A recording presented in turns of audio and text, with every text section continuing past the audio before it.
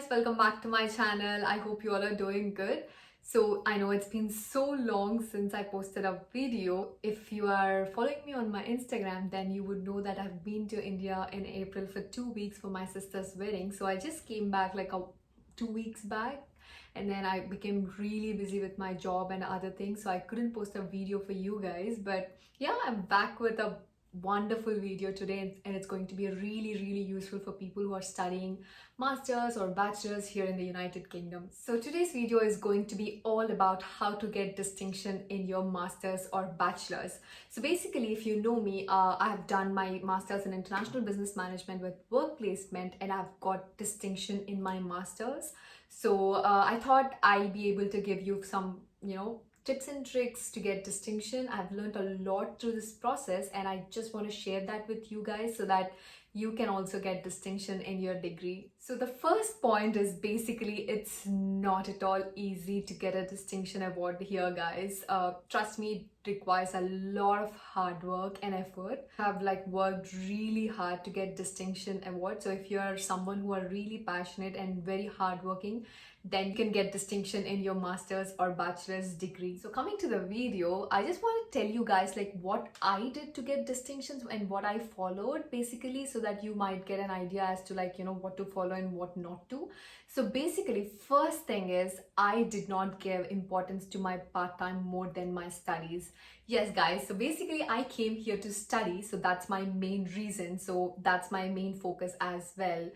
While I've seen a lot of students who gave lot of importance to part-time jobs, and they didn't really care about their studies or anything. So you should not do like that if you are aiming for distinction, for your masters.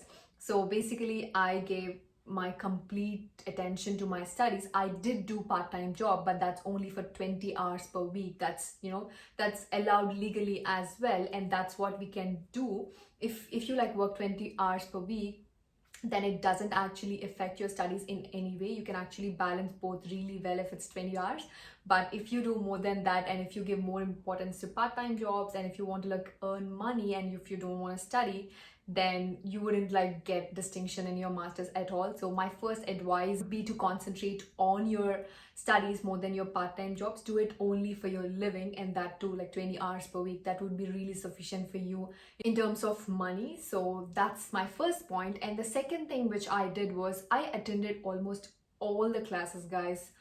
I don't remember missing any class. Maybe I missed out one or two, I guess, but then I don't think I've missed a lot of classes. I made sure that I attended all the classes. So even while doing part-time job, I made sure that part-time job and my classes doesn't collide. Usually here, if you want to do part-time job, they would actually give you flexible hours if you tell them that you're studying. And so that's how I used to attend all the classes. And it is really important to attend all the classes, guys, because that's how you learn what they are teaching basically. And many people usually skip it, and so that's how they usually miss out on very important things. So that's my second thing. And next important thing is about assignments. Yes, so basically we do have assignments here, and unlike in India, we do have all exams in India, but here it's a mixture of both exams and assignments. Most of the courses give a lot of weightage to assignments more than exams. So we did have both assignments and exams in my first semester, and in my second semester I had all assignments. So when it comes to assignments, it was all new for me, guys. Trust me, it's same like you. Even I struggled a lot in the beginning, because there are a lot of new things which we need to learn when we come here, because it's completely different from what we learn in India. So I've already made a video about different terms which you'll hear after coming to the UK. And if you have to do assignments, I've already created a video about that, explaining all those important terms. I'm just going to leave a link over here. Please go and check that out to get more info on how to do assignments and everything. So yeah, when it comes to assignments, as I mentioned, it's all new for us. So I just tried my level best to understand what they're expecting. So whenever I used to get an assignment, I used to go near the lecturer and ask how and what they're expecting from us.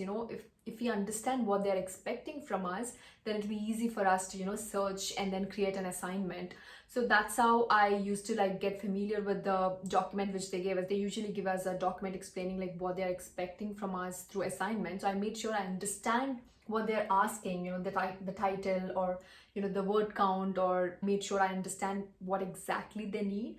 And then I used to start my searching process, and I used to take a lot of help from in-house resources. Basically every university have someone who can help us regarding assignments or anything. It means they don't write your assignments or anything, but they just give you like few samples as to how to write, and also like help you understand how to do assignments. And they'll give you some sample papers. If you read those sample papers and see how everybody writes, then it'll give you an idea as to how to go forward.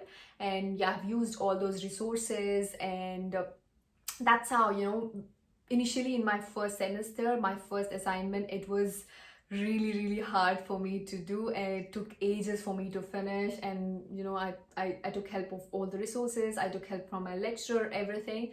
But from the second assignment, I understood everything, and I know like exactly what to do. That's a trick, guys. So what I'm saying is, guys, you have a lot of help available inside the university. So it's better to ask than to make mistakes. So you can also like email them if you're really shy to ask, or you can also book some time to speak with them personally. So you have all these things available for you. So just make sure you use them correctly, and then yeah, that's how you can do assignments really well, so that you can score really good marks. So I'm just going to tell you guys about like how to do assignments as well in very detailed way, but then that's not gonna be in this video, because this video is going to be really long if I include that as well. So I'm just going to do a dedicated video for that. Just wait for that. I would really suggest you to start working from day one. Like when you start the course, you just have to work hard from day one if you really need distinction, because you cannot just do the assignment in one day, or you cannot just prepare for your exam just before one day and expect you to get a distinction. So that's not how it works, guys. You need to really work hard from day one. So once you get the assignment, they give you like a lot of time to do it. So what people usually do is they don't do it all those days. So they just work hard for like 1 to 2 days before the assignment or exam, and they expect to get distinction. So from day one, my only aim is to get distinction. So I made sure I worked on it since like day one. So that's one more very important tip for you guys. Yeah, these are the few tips which I followed to get distinction in my master's degree, and I hope these are really useful for you guys as well. Just follow all these and work hard, guys. You will definitely get distinction in your master's degree, and all the very best if you are doing assignments, or if you're going to write exams in future.